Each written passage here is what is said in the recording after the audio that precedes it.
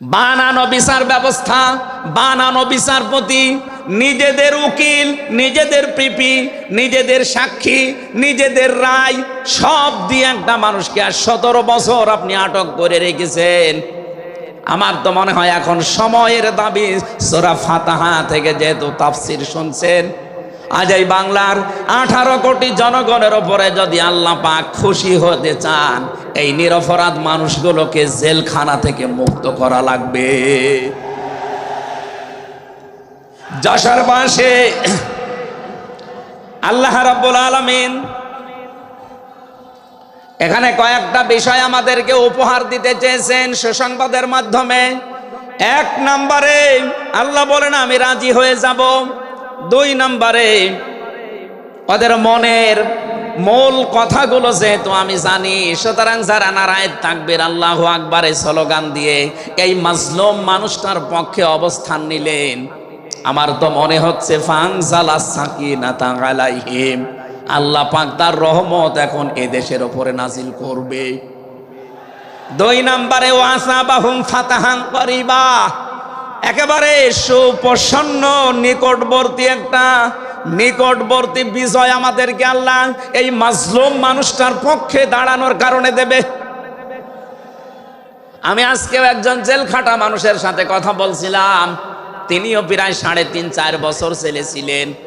তিনি জ্বালাচ্ছিলেন যে হামজা ভাই, আসলে আমরা যারা জেলে ছিলাম তারা ছাড়া এটা বোঝানো সম্ভব না। বহু মানুষ বিনা অপরাধে, বিশেষ করে 15.5 বছরে তো হবেই, বিনা কারণে বিনা অপরাধে কিচ্ছু জানে না, বছরের পর বছর জেলে পচতেছে। ওরা যদি একজন নিরপরাধ মানুষকে মিথ্যা কথা ছড়িয়ে দেওয়ার কারণে নবী যেরকম সিদ্ধান্ত নিতে পারে, আজ বাংলার 18 কোটি মানুষ দল বেদল সব ভুলে গিয়ে নিরপরাধ যত মানুষ জেলে ভর্তি আছে, গুম হয়েছিল, খুন হয়েছিল যারা, এদের পক্ষে দাঁড়াতে যদি সত্যি আপনি মন থেকে এগিয়ে আসতে পারেন, আল্লাহর কসম আমাদের সামনে আল্লাহ বিজয় দেখাবেন। বিজয় আমরা দেখতে পাচ্ছি সূরা কসস 20 নম্বর পারার 4 নম্বর পৃষ্ঠার 15 নম্বর লাইনের 5 নম্বর আয়াত। বাড়িতে যে আয়াতটার তাফসীর দেখবেন, আল্লাহ রাব্বুল আলামিন বলেন নুরিদু আন্নামুন্না আলাল্লাযীনা ইসতাদঈফু ফিল আরদ ওয়া নাজআলাহুম আইম্মাতাও ওয়া নাজআলাহুমুল ওয়ারিসিন। আমি আল্লাহ একটা ইচ্ছা করলাম, হাজার হাজার বছর আগে হে নবী, এই পৃথিবীর ময়দানে ফেরাউন নামে একটা লোক ছিল। রাষ্ট্রীয় ক্ষমতায় থাকার কারণে ওই দেশে বিভিন্ন দলে বিদলে বিভক্ত করে মানুষকে রেখেছিল, আর একটা দলকে সে টার্গেট নিয়ে কোণঠাসা করে, ছোট করে, হীন করে রেখেছিল। সেই দলটা ছিল মুসা নবীর দল। আমি আল্লাহ একটা ইচ্ছা করলাম, জমিনের উপরে যাদেরকে দুর্বল করে রেখেছে ফেরাউন, এই দুর্বল দলের উপরে আমি আল্লাহ মনন করব। মনন মানে অনুগ্রহ করা, দয়া করা। আমি আল্লাহ দয়া করব তাদের উপরে, মনন করব। এই কারণ আমি তাদেরকে জমিনের শাসন ক্ষমতায় বসাতে চাই, জমিনের উত্তরাধিকারী তাদেরকে বানিয়ে দিতে চাই। অনুমাক্কিনা লাহুম ফিল আরদ, জমিনের উপরে তাদেরকে আমি ক্ষমতায় বসাবো, এটা আমি আল্লাহর ইচ্ছা। বলেন তো আল্লাহ যদি কোনো ইচ্ছা করে ওটা রদ করার কেউ আছে? আরো জোরে বলেন আছে? সুতরাং এই আয়াত দিয়ে আমি যেহেতু 100% আয়াতটা বিশ্বাস করি, হাজার হাজার বছর আগে ফেরাউনের এই জীবনের সাথে, কাহিনীর সাথে, তাফসিরের সাথে আমি বাংলাদেশে আয়াতটা মিলিয়েছি। দেখতে পেয়েছি 2024 সালের 5 আগস্টের পরে একটা দলের সাথে আয়াতটা মিলে যাচ্ছে। আপনি যাই মনে করেন এইটাই বাস্তব। এই 54 বছরে ধোয়া তুলে ভুয়া চেতনার নাম দিয়ে যাদেরকে কোণঠাসা করে রেখেছিলেন জনগণের কাছ থেকে, আল্লাহ যেন হঠাৎ করে মানুষের মনের ভেতরে তাদের প্রতি পরিবর্তন এনে দিয়েছেন। আল্লাহ পাক যেন এই মানুষগুলোকে একটা মনন করেছেন, একটা দয়া দেখিয়েছেন। ওয়ানাজালাহুম আইম্মাতান, জমিনের ইমাম তাদেরকে যেন আল্লাহ দিনের পর দিন বানিয়ে দিচ্ছে। তাদের আচার ব্যবহার, তাদের চরিত্র, তাদের ব্যবহার, তাদের মাধুর্যতা, তাদের যে ইখলাস, এগুলো দেখছে আমার আল্লাহ দিনের পরে দিন জমিনের ইমাম তাদেরকে আল্লাহ বানাচ্ছেন। ওয়ানাজালাহুমুল ওয়ারিসিন, আয়াতের শেষের কথা, আল্লাহ তাদেরকে জমিনের ওয়ারিস বানিয়ে দেবেন। যেহেতু আল্লাহর সিদ্ধান্ত রদ করা যায় না, ফাআলুল লিমা ইউরিদ, তিনি যা ইচ্ছা তাই করেন। ইন্নামা আমরুহু ইযা আরাদা শাইআন আইয়াকুলা লাহু কুন ফায়াকুন। আল্লাহ পাক বলেন, আমি যদি কোনো ইচ্ছা করি শুধু বলি কোন, সঙ্গে সঙ্গে ফায়াকুন হয়ে যায়। কোরআনের উপর আমার 100% বিশ্বাস নিয়ে কথা বলছি আমি। এই আয়াতগুলো মাস্ট বি আমার আল্লাহ বাংলাদেশে দেখাবে। বলেন আমিন, আরো জোরে বলেন আমিন। 6 নাম্বার আয়াত হচ্ছে অনুমাক্কিনা লাহুম ফিল আরদ, আমি আল্লাহ তাদেরকে জমিনের চেয়ারে ক্ষমতায় বসিয়ে দেব। কেন জানো? অনুরিয়া ফিরআউনা ওয়া হামানা ওয়া জুনুদাহুমা মিনহুম মা কানু ইয়াহযারুন, আমি আল্লাহ দেখাতে চাই ফেরাউনকে, হামানকে আর তার সৈন্যবাহিনীকে, তারা তাদেরকে সবচাইতে বেশি ভয় করত জমিনে যাদেরকে, সেই মুসা নবীর দলকে আমি আল্লাহ জমিনের শাসন ক্ষমতায় বসিয়ে তাদেরকে দেখাবো। এই 54 বছর জালেম এবং মুনাফিকরা সবচাইতে বেশি ভয় বাংলাদেশে যাদেরকে করেছে, তাদের প্রতি মানুষের মন মানসিকতা আল্লাহ ঝুঁকিয়ে দিয়েছেন।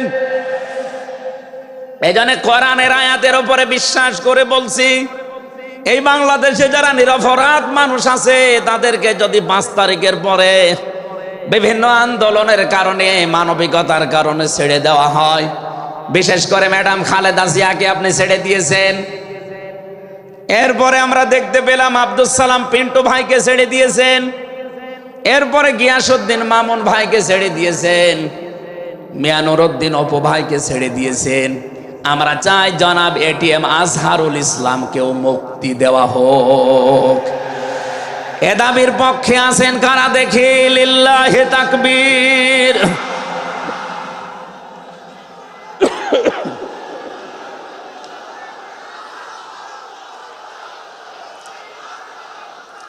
আলহামদুলিল্লাহ। ভাই, আমি আয়াতটা পড়লাম এই জন্যে, 1500 বছর আগে একটা নিরপরাধ মানুষের পক্ষে দাঁড়ানোর কারণে যদি আল্লাহ এতগুলো সুসংবাদ দিতে পারে, সাকিনা নাজিল করা, সুপ্রসন্ন, একেবারে নিকটবর্তী বিজয় দেওয়া, আমরা যদি আজ নিরপরাধ মানুষগুলো যারা আজ জুলুমের শিকার হয়ে 15.5 বছর 17 বছর মানবেতর জীবন যাপন করছে, আমি তো 3 বছর তার ভুক্তভোগী। 3টা বছর আমাদেরকে ফাঁসির কন্ডেম সেলের ভেতরে 24 ঘন্টা লকআপ দিয়ে রাখতেন। কি করেছিলাম আমরা?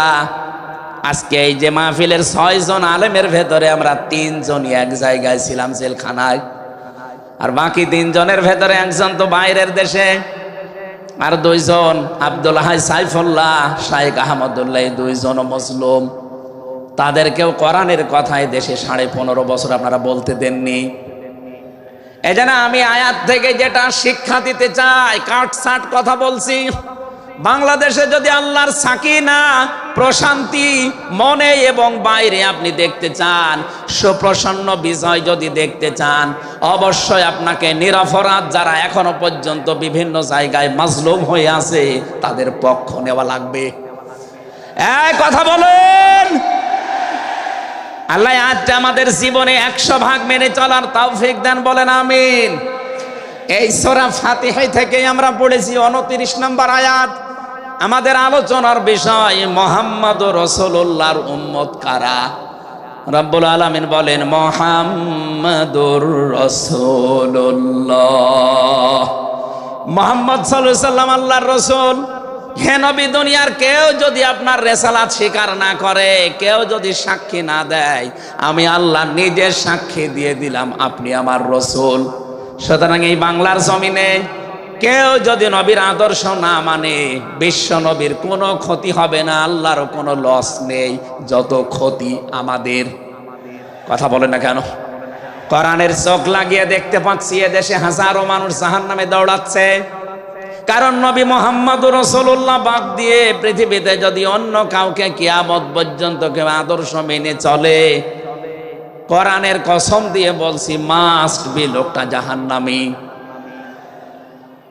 এজন্য এরকম আচরণে যারা আছেন, বুঝে হোক না বুঝে হোক, আল্লাহ রাব্বুল আলামিনের পরিচয় দেওয়ার আগে আমার আল্লাহ রাসূলের পরিচয় আমাদের কাছে দিয়েছেন। রাব্বুল আলামিন বলেন, কুল হুয়াল্লাহু আহাদ আল্লাহুস সামাদ লাম ইয়ালিদ ওয়া লাম ইউলাদ ওয়া লাম ইয়াকুল লাহু কুফুয়ান আহাদ। এখানে আল্লাহর একাত্মবাদের শিক্ষা দেওয়া হচ্ছে। আল্লাহ পাক বলেন, হে নবী আপনি বলুন, অথচ শোনানো হচ্ছে যার কথা, তার কথা তো আগে বলার দরকার ছিল। এখানে আগে রেসালাতের ঘোষণাটা দেওয়া হয়েছে, কুল, হে নবী আপনি বলুন। ও বাংলার মুসলমানেরা, ফেরাউনের জীবনী পড়ে আমি দেখেছি সে কিন্তু আল্লাহর একাত্মবাদের ঘোষণা দিয়েছিল, কিন্তু রেসালাতের ঘোষণা দেয়নি, এজন্য লোকটা ঈমান পায়নি। বাংলাদেশে বহু মানুষকে আমরা দেখতে পাচ্ছি আল্লাহর কথা বললেও বলেন আমরা কি নামাজ পড়ি না, রোজা রাখি না, আমি কি হজ করি না, দান সাদকা করি না। এগুলো সব আল্লাহর বিধান। এগুলোর পাশাপাশি আল্লাহর প্রেরিত পুরুষ যিনি আমাদের এই জামানায়, আল্লাহর প্রেরিত পুরুষ যিনি কিয়ামত পর্যন্ত, তার নাম মুহাম্মাদুর রাসূলুল্লাহ। জ্ঞানী মানুষ যারা বসে আছেন এক কথায় তারা বুঝবেন আমি জানি। আজ বিশ্ব নবীর আদর্শ বাদ দিয়ে আপনি কার আদর্শ মানেন আপনার বিবেকের কাছে প্রশ্ন করেন। এটা রাজনীতি মনে করে কেউ যদি চলে যান আপনার কপালে আগুন লাগবে, আপনারও মরণ হবে ফেরাউনের মতো। ও আল্লাহকে মেনেছিল কিন্তু রেসালাত মানে নাই। এদেশে আজ অনেকেই আল্লাহর কথা বললে নামাজ পড়ে, রোজা রাখে, হজ করে আসে, দান সাদকা করে। আরে ভাই, এগুলো সবই আল্লাহর বিধান। আপনি আল্লাহকে মানেন, কিন্তু তার প্রেরিত পুরুষ এই জামানায় যিনি কিয়ামত পর্যন্ত, তার নাম মুহাম্মাদুর আবার সরে বলেন মুহাম্মাদুর রাসূলুল্লাহ। এতক্ষণ পর্যন্ত যা বললাম আমি আশা করছি আপনি বুঝেছেন। বিশ্ব নবী বাদ দিয়ে অন্য কারো আদর্শ এ জমিনে মানা যাবে না। মানলে আপনি বুঝে মানেন, আর না বুঝে মানেন আপনি জাহান্নামী। এখন যদি মুসা আলাইহিস সালাম আসে দুনিয়ায়, যদি ঈসা নবী এখন আসে, আর আমরা কেউ যদি আল্লাহর নবী মুহাম্মদুর রাসূলুল্লাহকে বাদ দিয়ে ঈসা নবী, মুসা নবীকেও মেনে চলি, নিছক আপনি জাহান্নামী। এটা রেকর্ড হচ্ছে, সারা দুনিয়ায় যাবে। সূরা আলে ইমরানের ৮০ নম্বর আয়াত। অন্য ধর্মে যারা আছেন, ইহুদি, খ্রিস্টান, আহলে কিতাব যারা দাবি করেন, এমনকি এই মুশরিকদের ভেতরেও যারা, বৌদ্ধদের ভেতরে যারা অমুসলিম, তাদেরকে বলছি আপনারা ভুল পথে আছেন। আপনারা যাদেরকে নবী নাম বলে চলেন, যিশু বলেন, ঈসা আলাইহিস সালামকে, মুসা আলাইহিস সালামকে আপনারা যোসেফ বলে ডাকেন।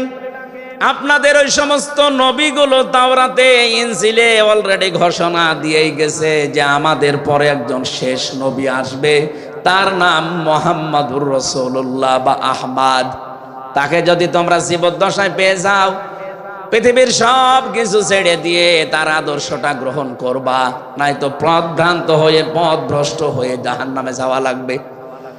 যাকে মেনে চলার দাবি করেন সেই যিশু, সেই যোসেফ, হযরতে ঈসা নবী, হযরতে মুসা নবী, তারাই যেহেতু ঘোষণা তাওরাতে, ইনজিলে দিয়ে দিয়েছে, হয়তো আপনাদের পুরোহিত যারা, ধর্মগুরু যারা, ঠাকুর যারা আপনাদেরকে শোনায় না।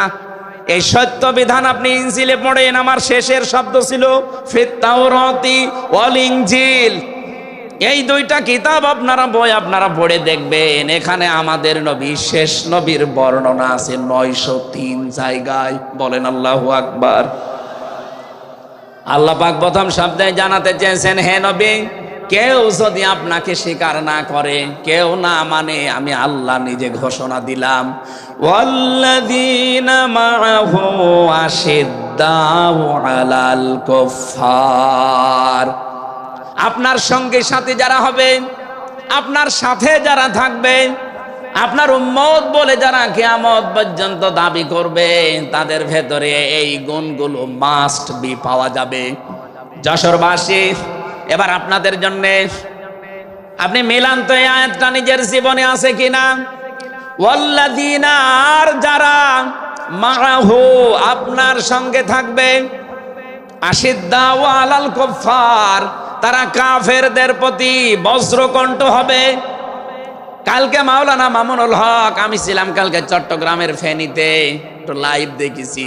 উনি কিন্তু শেষের দিকে এটা জানিয়েছেন, ওঠো বজ্রমুঠি করো, ঘোষণা দাও। এ কথা বলেনি? এই কথা বলেন না কেন?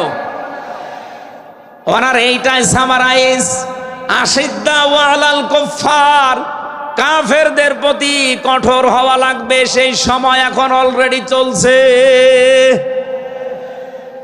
প্রতিবেশী নামে আমাদের যারা আছে, যেহেতু প্রতিবেশী পাল্টানো যায় না, এজন্য আমরা বেশি কিছু বলছি না। আমরা আশা করব যে প্রতিবেশীর চরিত্র পাল্টাবে। নবীজি প্রতিবেশী সম্পর্কে এত বেশি কথা জানিয়েছেন, মাঝে মাঝে বলতেন, জিবরাইল প্রতিবেশী সম্পর্কে যত কথা তুমি বলো, মনে হয় যে আমার জমি জায়গার ভাগও দেওয়া লাগবে। যেহেতু এত দামি জিনিস প্রতিবেশী, এত গুরুত্বপূর্ণ, আপনাদেরকে তো আমরা আর পাল্টাতে পারবো না, আমাদের জমির সাথে আপনাদের জমি। এই জন্য বলছে আপনারা চরিত্র পাল্টাবেন। আপনি মাইক্রোসফট, ভয়েস অফ আমেরিকা, এগুলো সব খ্রিস্টানরা, ইহুদিরা চালায়। তারা আজ তামাম দুনিয়ার 257টা রাষ্ট্রে কিন্তু অলরেডি জানিয়ে দিয়েছে, বিশ্বে সবচাইতে বেশি মিথ্যা কথা বলা হয় ভারতে। পৃথিবীর 257টা রাষ্ট্রের ভেতরে সবচাইতে বেশি সংখ্যালঘুরা নিরাপত্তার সহিত বাস করে বাংলাদেশে। অথচ এই দুইটাই এতদিন, 54 বছর আমরা স্বাধীন হয়েছি, 54টা বছরে আমাদের পেছনে এই মিথ্যা দুইটা তথ্যই প্রতিবেশীরা ছড়িয়েছে। সারা দুনিয়ার মোড়লদেরকে বলতো যে বাংলাদেশে সংখ্যালঘু নির্যাতন হয়। এদেশের গোবিন্দ পরামানিক, কুমার কি সেন যেন, কয়েকজন মিলে তারা বিবৃতি অলরেডি মাঝে মাঝাই দিচ্ছে যে আগস্টের 5 তারিখের পর থেকে বাংলাদেশে আমরা সবচাইতে বেশি নিরাপত্তায় আছি সংখ্যালঘুরা। এখনো তো কোরআনে কারিম এই দেশে কায়েম হয়নি। আমি কোরআনের এই অনুষ্ঠান থেকে আপনাদেরকে গ্যারান্টি দিতে পারি, আল্লাহর কসম, কোরআনে কারিম যদি এদেশের রাষ্ট্রীয় ক্ষমতায় চলে আসে, বাংলাদেশের সবচাইতে বেশি নিরাপদে থাকবে সংখ্যালঘুরা। একজন মুসলমানের মাথায় যদি কেউ আঘাত করে, একটা গুনাহ হবে। একটা অমুসলিমের গায়ে যদি কেউ আঘাত করে, ডবল গুনাহ হবে। বাংলার মুসলমানেরা অনেকে মনে করেন যে এটা মনে হয় নতুন হাদিস। না, আপনি একজন মুসলমানকে আপনি মারলেন, আপনার নিজের ভাই, সে আল মুসলিম আখুল মুসলিম, কিন্তু অমুসলিম আপনার ভাই। এ কথা কোরআনেও নেই, হাদিসেও নেই। কে কথা বলেন এখন? 3টা বিষয় যদি কারো ভেতরে পান, সে যেই হোক। 1 নম্বরে কেউ যদি আমার কেবলাকে কেবলা মনে করে, ফাহুয়া আখি, সে আমার ভাই। 2 নম্বরে আমার জবাই করা জিনিস যদি সে খেতে চায়, ফাহুয়া আখি, সে আমার ভাই। 3 নম্বরে সে যদি আমার মতো নামাজ পড়ে, সে আমার ভাই। সুতরাং এই 3টা বিষয় সামনে রেখে আমরা এই দেশে যারা আছি, মতের হয়তো মিল নেই, দলের হয়তো নামের মিল নেই, কিন্তু এই 3টা বিষয় যারা মানবেন, আমার মতো নামাজ পড়বেন, আমার কাবাকে কাবা মনে করবেন, আমার জবাইকে তো ব্যস্ত আপনিও খাবেন, এটা যেই হোক, এই দেশে আমরা সবাই তাকে ভাই ভাই ভাই মনে করি। কথা বলেন ঠিক কিনা? এই 3টার বাইরে যারা আছেন, তারা তো আর আমার ভাই না। তাদের সম্পর্কে কি? তারা আমার এই দেশের আমানাত। 1 নম্বরে এই সংখ্যালঘু যারা আছে, হিন্দু হোক, খ্রিস্টান হোক, বৌদ্ধ হোক, মুশরিক হোক, যাই হোক, যারা আছে তাদের ওপর যদি আপনি অত্যাচার করেন, তাদের মন্দির ভাঙেন, তাদের দেবতাকে গালি দেন, তাদের মাথায় বাড়ি দেন, চাঁদাবাজি করেন, 1 নম্বরে জুলুমের গুনাহ হবে, 2 নম্বরে আমানতের খেয়ানতের গুনাহ হবে। এই জন্য আমরা সাবধান থাকি। আগস্টের 5 তারিখের পরে আমরা অনেকের চরিত্র একটু ওলটপালট দেখতে পাচ্ছি। আশা করছি আপনি থামবেন, নয়তো কিন্তু বদনাম হয়ে যাচ্ছে। আপনি গোয়েন্দা বিভাগের খোঁজ রাখেন, তারা কিন্তু সব নখদর্পণে রেখেছে, কে কি করছে এটা সব তারা দেখছে।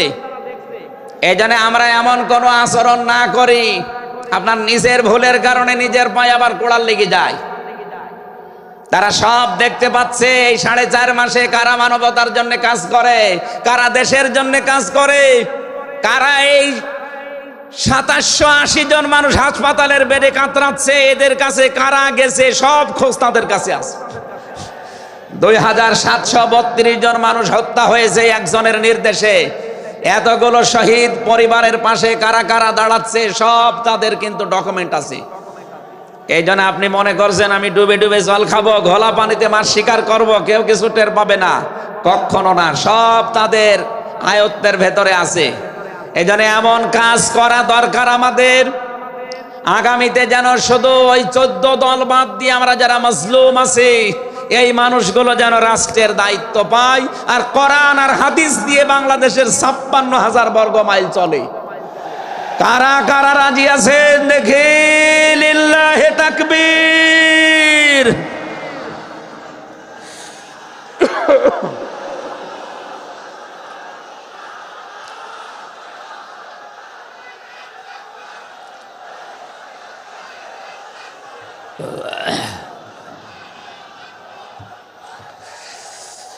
আমার ভাইরা,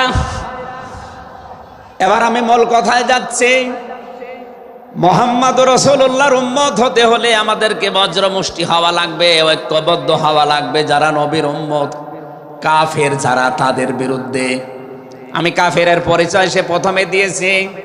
যে মানুষগুলো কোরআনে কারিমে বাধা দেয়, কোরআনের শিক্ষায়, কোরআনের প্রচারে, কোরআনের প্রসারে, কোরআন কায়েমে যারা এই বাংলাদেশে বাধা দেবে, তার নাম আব্দুল আলিম হতে পারে কে কাফের।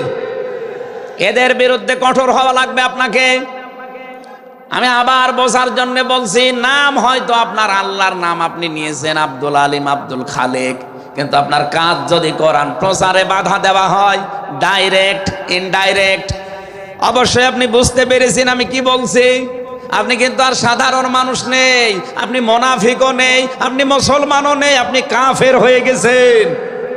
আল্লাহ আমাদের হেফাজত করুন, বলেন আমিন। কাফেরদের যত অনুষ্ঠান আছে সেখানেও কড়াকড়ি করা লাগবে আপনাকে। কে বলেছে ধর্ম যার যার উৎসব সবার? এটা কুফরি কথা। ধর্ম যার যার, উৎসব তার তার। এক কথা বলেন, মান তাশাব্বাহা বিকওমিন ফাহুয়া মিনহুম। যার সাথে যার সাদৃশ্য মিলবে, সে আচার ব্যবহারে, ধর্মীয় রীতিনীতিতে কিয়ামতের দিন তার সাথে থাকা লাগবে। কোনদিন আজ পর্যন্ত আপনি পিটিয়েও কোন হিন্দু ভাইকে গরু জবাই করেন যখন কোরবানি দেওয়ার জন্য, তাকে পাবেন। তারা জানে যে এটা আমাদের ধর্মীয় অনুষ্ঠান না, এই জন্য তারা আসে না, ঠিক করে তারা আসে না। আপনি কোন কারণে সেখানে যাবেন?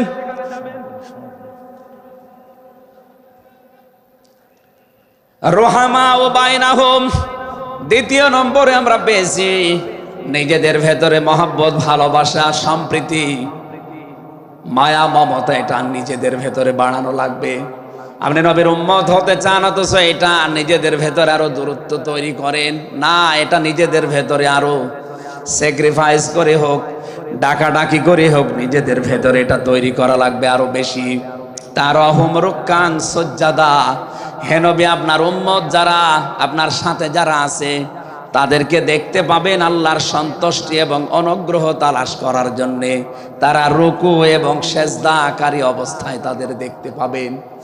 নবীর উম্মত যারা এসেছেন, অন্য ধর্মের লোকদেরকে বাদ দিলাম, বিশ্ব নবীর উম্মত যারা এখানে বসে আছেন, আমাদের উচিত হবে যতদিন আজরাইল না আসে, ফরজ নামাজ আমরা কোনোদিন ছেড়ে দেব না।